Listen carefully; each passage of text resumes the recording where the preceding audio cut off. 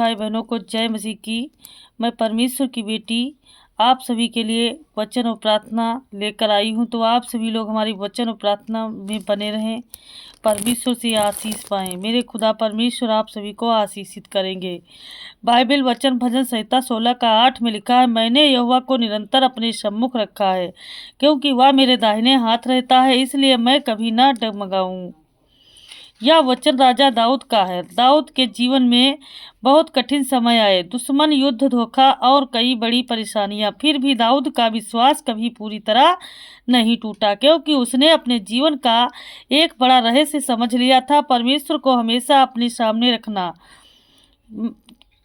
मैंने यहोवा को निरंतर अपने सम्मुख रखा। इसका मतलब केवल यह नहीं है कि दाऊद परमेश्वर को याद करता था। इसका मतलब है कि उसने अपने जीवन में के हर निर्णय, हर विचार और हर परिस्थिति में परमेश्वर को सबसे पहले स्थान दिया। जब मनुष्य परमेश्वर को अपने सामने रखता है, तब उसका जीवन बदलने लगता है। वह गलत रास्तों से बचने लगता है, उसके निर्णय बुद्धिमान हो जाते हैं, उसका दिल पवित्र रहने लगता है। यह वचन हमें सिखाता है कि परमेश्वर केवल रविवार या प्रार्थना के समय के लिए नहीं है, बल्कि जीवन के हर क्षण के लिए है। जब हम सुबह उठते हैं, काम करते हैं, लोगों से मिलते हैं, हर समय अगर हमारा मन परमेश्वर की ओर लगा रहता है, तो हमारा जीवन धीरे धीरे पवित्र और मजबूत बनने लगता है। अब हम दूसरा वचन पढ़ते हैं, क्योंकि वह मेरे दाहिने हाथ रहता है। प्राचीन समय में प्रार्थना दाहिने हाथ शक्ति, सुरक्षा और सहायता का प्रतीक माना जाता था। जब कोई व्यक्ति आपके दाहिने हाथ खड़ा होता था, तो इसका मतलब होता था कि वह आपकी रक्षा करेगा और हर परिस्थिति में आपका साथ देगा। दाऊद कह रहा है कि परमेश्वर उसके पास खड़े हैं, इतने करीब हैं कि जैसे कोई मित्र या रक्षक उसके दाहिने हाथ खड़ा हो। इसका अर्थ यह है कि परमेश्वर दूर नहीं है, वह हमारे जीवन की हर परिस्थिति में हमारे साथ है। वह हमें संभालने और बचाने के लिए तैयार रहते हैं। कई बार हमें लगता है कि हम अकेले हैं, लेकिन यह वचन बताता है कि परमेश्वर हमारे बहुत करीब रहते हैं, इतने करीब कि हमें गिरने नहीं देते। अब हम तीसरा वचन पढ़ते हैं, इसलिए मैं कभी न डगमगाऊंगा।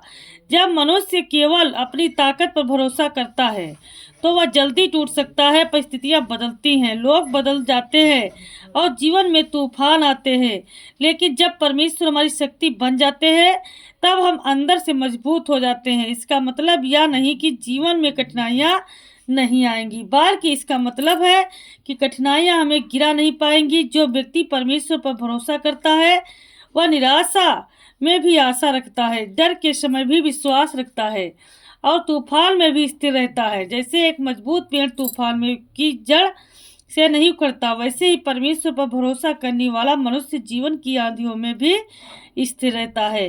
अब हम पहला वचन लिखा हुआ है, परमेश्वर को अपने जीवन में सबसे पहले स्थान देना चाहिए। परमेश्वर हमेशा हमारे पास खड़े रहते हैं, चाहे हमें महसूस हो या नहीं।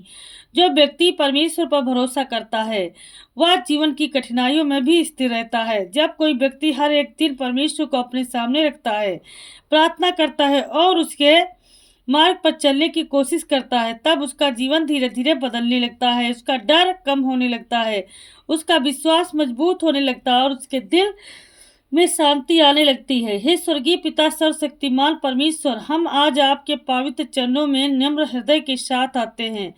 प्रभु, आप हमें सृष्टि के रचयिता हैं, जीवन देने वाले हैं और हमारे उद्धार करता है। आपका नाम महान है, आपकी महिमा अनंत है और आपका प्रेम कभी समाप्त नहीं होता है। प्रभु, हम आपका धन्यवाद करते हैं कि आपने हमें जीवन दिया, सांस दी और हर दिन में अपनी कृपा से संभाला। जब हम कमजोर थे, तब भी आपने हमें थामा। जब हम रास्ता भूल गए थे, तब भी आपने हमें ढूंढा और जब हमारा मन टूट गया था, तब आपने हमें अपने प्रेम से भर दिया। प्रभु यीशु, हम आपके उस महान प्रेम के लिए धन्यवाद करते हैं जो आपने संसार के हर मनुष्य के लिए दिखाया। आपने हमें सिखाया कि प्रेम क्या है, क्षमा क्या है और सच्चा जीवन क्या है। आज हम अपने दिल, अपनी आत्मा और अपने पूरे जीवन को आपके हाथों में सौंपती हूँ। हे प्रभु, हमारे दिल को शुद्ध कीजिए, हमारे विचारों को पवित्र कर दीजिए, हमारे अंदर घमंड है वह निम्रता भर दीजिए, जहाँ डर है वहाँ विश्वास भर दीजिए, और जहाँ निराशा है वहाँ अपनी आशा का प्रकाश फैला दीजिए।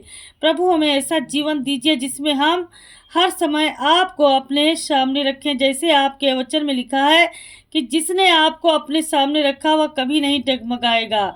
हे प्रभु, हमारे जीवन को भी ऐसा ही स्थिर और मजबूत बना दीजिए, जब जीवन में कठिन समय आए तब हमें याद दिलाइए कि आप हमारे दाहिने हाथ खड़े हैं, तब हमारे चारों ओर अंधेरा हो तब आपका प्रकाश हमें रास्ता दिखाए, जब हमारा मन कमजोर हो जाए तब आपकी शक्ति हमें संभाले। हे प्रभु, हमारे दिल में ऐसा विश्वास पैदा कीजिए कि हम हर परिस्थिति में आप पर भरोसा कर सकें, चाहे खुशी का समय हो या दुख का समय हो, चाहे सफलता मिले या संघर्ष आए, हमारा विश्वास कभी कमजोर ना हो। प्रभु, हमारे परिवारों को आशीष दीजिए, हर घर में शांति दीजिए, हर दिल में प्रेम दीजिए और हर रिश्ते में आपकी कृपा भर दीजिए। हे पिता परमेश्वर, प्रभु जी आप दया कीजिए, यीशु मसीह दया कीजिए। हे पिता परमेश्वर, आपके नाम की महिमा करती हूँ, तारीफ करती हूँ पिता परमेश्वर, क्योंकि आप हमारे करीब रहते हैं। परमेश्वर, आप दया दृष्टि करने वाले हैं, उद्धार करने वाले हैं। हम सब मिल करके प्रार्थना करते हैं। हे पिता परमेश्वर, प्रभु जी आपका धन्यवाद करते हैं। आज हम अपने पूरे जीवन को आपके हाथों में सौंपते हैं। हे मेरे स्वर्गीय पिता परमेश्वर, प्रभु जी आप प्रेम से भरने वाले हैं। आज पिता परमेश्वर हमारे घरों में आशीष दें। पिता, हमारे घर के चारों तरफ प्रभु जी आप पाड़ा लगा दे। मेरे खुदा परमेश्वर, कोई भी शैतानी ताकत हमारे घर के अंदर कभी प्रवेश ना करे। हमारे घर की सारी चिंताओं को मिटाने के लिए आओ प्रभु जी, दया करो, आपका प्रकाश चमक उठे। पिता परमेश्वर, आपकी दया होने पाए। प्रभु जी आप अंधकार हटाकर प्रभु जी हमारे घर में प्रकाश भर दीजिए। आपके वचनों पर खड़े हैं पिता परमेश्वर, चाहे जितना भी रास्ता कठिन क्यों ना हो, लेकिन परमेश्वर हम तेरे पास चलते हैं, तेरे साथ चलते हैं। प्रभु, आपके प्रेम से भर जाएं और हम हर दिन आपकी महिमा करें जब तक प्राण आत्मा रहे। प्रभु, मैं आपकी स्तुति करती हूँ, आराधना करती हूँ। हे परमेश्वर पिता, प्रभु जितने आज चंगे होने के लिए यहाँ पर आए हैं मेरे खुदा परमेश्वर, प्रभु सारे पिता परमेश्वर चंगे होंगे, वह आशीष से भर जाएंगे। हे मेरे पवित्र आत्मा जी, आज हर एक लंगड़ा चलेगा, हर एक अंधा देखेगा, हर एक बहिरा सुनेगा, हर एक गूंगा बोलेगा। पिता परमेश्वर, प्रभु जी बीमार जन खड़े होंगे, चलेंगे, हॉस्पिटल से बाहर निकलेंगे। हे मेरे पिता परमेश्वर, तू दया दृष्टि करने वाला उद्धार करता यीशु, प्रभु आपका मैं कोटि कोटि धन्यवाद करती हूँ। हे मेरे करुणा निधान दयालु पिता, आप शांति देने वाले हैं पिता परमेश्वर। प्रभु जी आपका वचन हमारे जीवन का दीपक बने, जो हमारे कदमों को सही दिशा में चलाए और हमें सत्य के मार्ग में स्थिर रखे। हे प्रभु, हमारे जीवन की यात्रा को आगे बढ़ाओ यीशु मसीह, हमारी हर एक घटी को पूरा करो प्रभु जी, हमें कभी लज्जित ना होना पड़े। परमेश्वर, किसी के आगे आपको छोड़कर किसी के आगे हाथ ना फैलाना पड़े। हे मेरे खुदा परमेश्वर, आज तेरी बेटी तुझ पर विश्वास करती है पिता परमेश्वर, तू अपनी बेटी का विश्वास कभी मत तोड़ना। प्रभु जी आज मेरे अंदर जो तेरे प्रति प्यार है प्रभु, आज मेरे पिता परमेश्वर मेरे घर में शांति दो, शांति दो। हे मेरे उद्धार करता यीशु प्रभु, शांति दो, शांति दो, शांति दो। हे मेरे करुणा निधान दयालु पिता प्रभु जी, हर प्रकार की बीमारियों से छुटकारा मिले। जितने आज बीमार जन है सारे चंगे होंगे पिता परमेश्वर, सारे दौड़ेंगे यीशु मसीह के नाम से, चलेंगे यीशु मसीह के नाम से।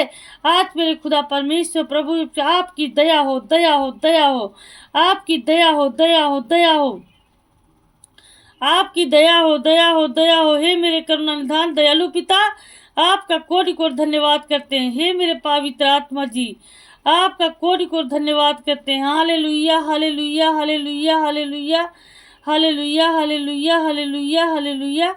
आमीन, आमीन, आमीन।